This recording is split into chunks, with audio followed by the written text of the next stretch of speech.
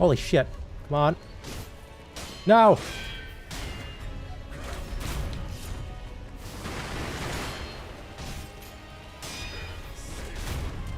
Yes!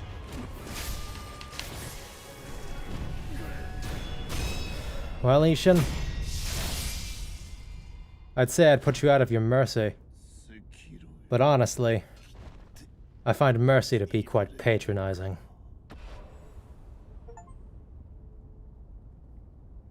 I had that one locked and loaded. I wrote that one fucking weeks ago.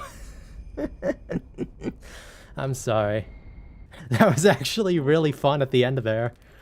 Like, I think that's kind of a neat thing about this game. It's that when you are good at this game is fucking fantastic. It's awesome. That's why I love it so much.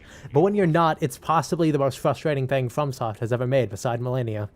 Over the past few years, internet discourse surrounding the difficulty of video games, primarily focused on From Software's releases, has increased relative to their popularity. What was once a hardcore game for freaks is now a franchise so mainstream that the DLC release of its most recent entry is an event in itself. This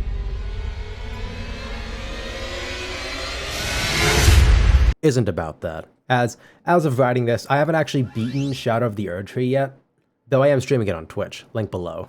Instead, this is about From Software's more experimental recent releases. And that's in quotes, as one is the long-awaited follow-up towards once their flagship franchise, and the other is simply a hyper-focused action game. See, Sekiro and Armored Core 6 are both difficult games. That's not really up for discussion, but both do something rather controversial with that difficulty.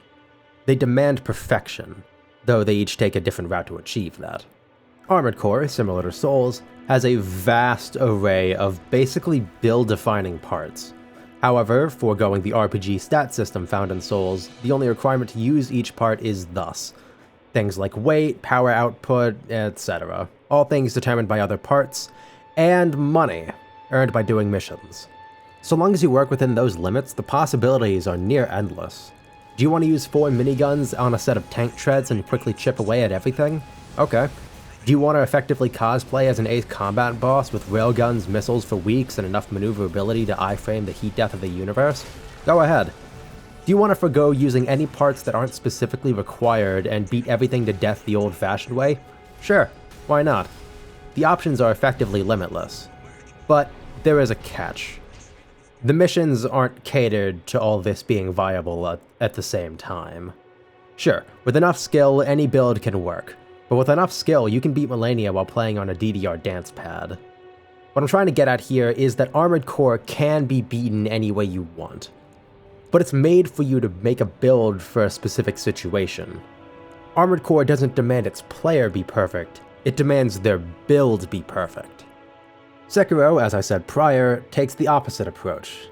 There's been a long-running joke among, if not all of its players, then at least my friends, that Sekiro is a rhythm game in disguise.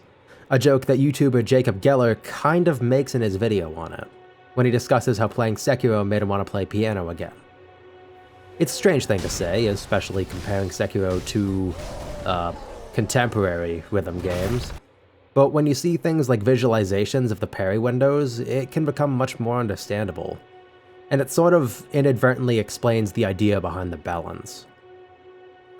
When viewed from the perspective of the rhythm game, the bosses stop being these massive roadblocks to overcome, and instead become songs that you need to S rank, or at least A rank, in order to unlock the next song.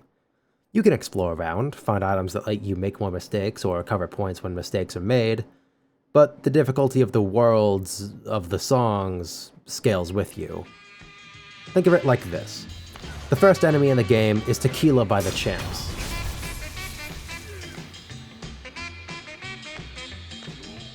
And the last boss, be that Sword Saint or Ishin Ashina, is the disappearance of Hatsune Miku.